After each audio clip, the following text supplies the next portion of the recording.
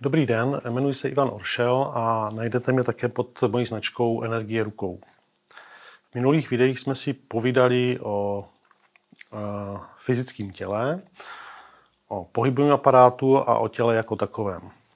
Dneska se zaměříme na to, jak se chránit před negativní energií, před lidma, kteří nás vysávají, jak si zabezpečit ochranu před úrazy a podobně. Jedná se o práci s energiema. Je důležité se zaměřit na to, že máme celoživotně svý ochránce. Každý máme anděla strážného. O tom se mluví už tisíce let. Takže každý máme svého anděla strážného, který nás hlídá v každé situaci, kterou my žijeme. To je první naše ochrana. Ta je daná již od narození a stěžovat si na to, že se vám něco stalo a anděl strážný vás neochránil, je trošku mylná představa, protože anděl strážný vás mohl ochránit před něčím podstatně horším, než se vám stalo. Takže tady na tom pozor, anděl strážný nás chrání před tím, aby se nám nestalo něco nejhoršího. A teď se posuneme spíš k tomu, jak my si můžeme pomoct před negativními energiemi, hlavně od lidí.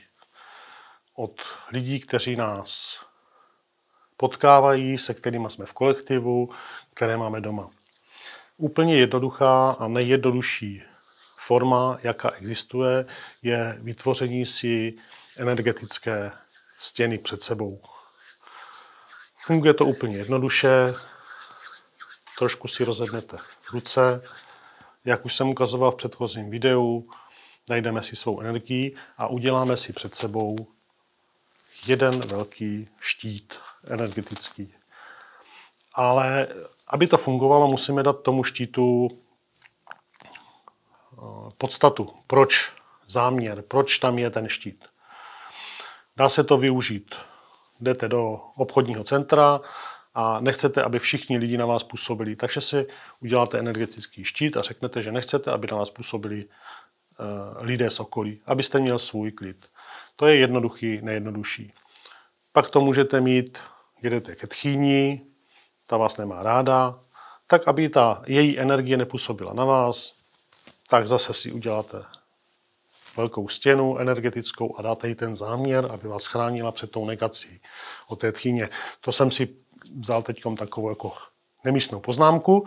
Občas to funguje, občas ne, ale takhle to funguje na všechny lidi, nejenom na ty tchýně. Omlouvám se všem tchýním. Toto je základní a jednoduchý princip. Dále se může stát, že potřebujete ochranu kolem sebe. Takže potřebujete chránit i svoji zadní část, protože jste ve větším kolektivu, kde zepředu na vás působí lidi, zezadu na vás působí lidi, z boku na vás působí lidi.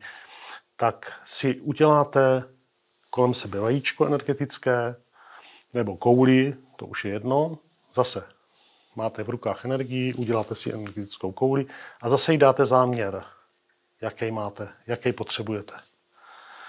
To jsou takovéhle dvě základní věci, které se dají udělat proto, abyste nebyl vysáván, anebo aby na vás nepůsobila negativní energie. Když se posuneme trošku dál do vyšší sfér, tak každý máme jako ochránce silová zvířata. To jsou v uvozovkách imaginární, oni existují, akorát my je nevidíme, my je necítíme, nebo cítíme, ale nevidíme většinou. A máme je sebou zase celý život, který nás chrání tam, kde potřebujeme.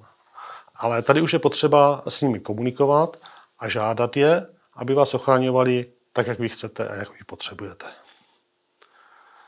Takže to jsou takové 3 základní postoje, 3 základní energetické ochrany, které vás můžou uchránit před zlobou,